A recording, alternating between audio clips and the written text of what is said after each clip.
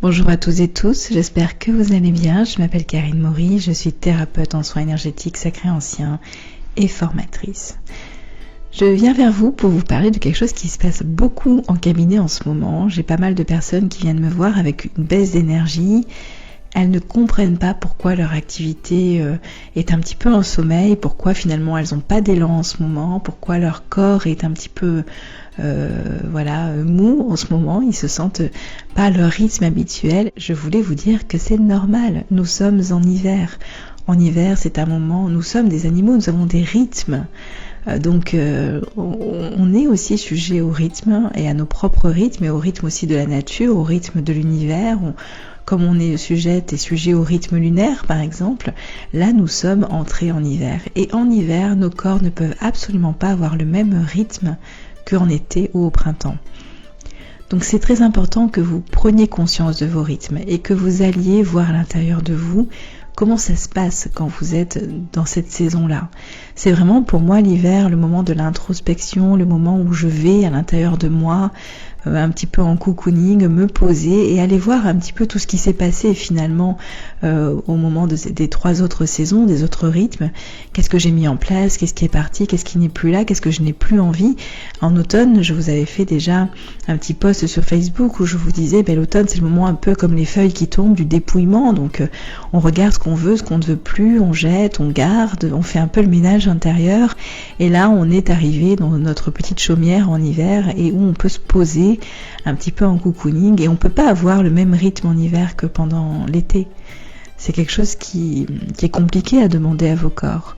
Donc essayez vraiment de vous respecter et de prendre conscience que vous avez aussi des rythmes, comme les fleurs, comme les arbres, comme les animaux, vous avez des rythmes. Et ça, c'est extrêmement important d'en prendre conscience, mais aussi de les respecter.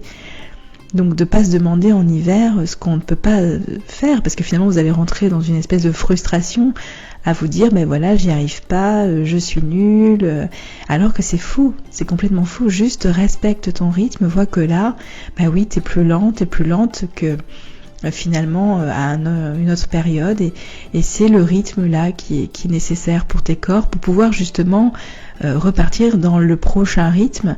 Il est très très important finalement de respecter celui-là.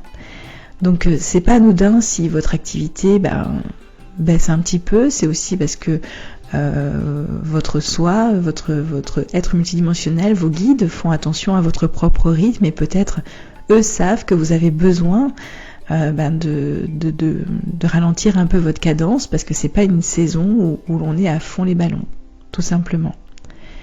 Voilà, donc je voulais vraiment vous parler de ça parce que j'ai beaucoup de personnes qui arrivent un petit peu en panique de cette baisse finalement de morale, de régime au niveau professionnel, de peut-être un petit peu aussi de manque d'activité dans le couple, d'activité sexuelle ou même de manque d'élan en amour, mais parce que là c'est une saison, c'est un rythme durant lequel on s'occupe de soi, durant lequel on va à l'intérieur voir comment on va, et peut-être aller se faire des câlins, peut-être prenez le temps finalement c'est comme si on mettait une bouillotte sur un corps qui est un peu froid parce que c'est l'hiver, parce que dehors il neige.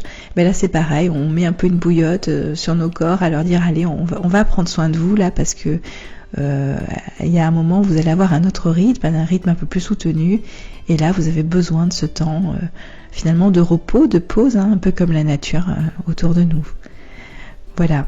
J'espère que ça a pu un petit peu vous aider à comprendre ce qui se passe actuellement à l'intérieur de vous. Je vous souhaite une belle journée, je vous dis à très très bientôt.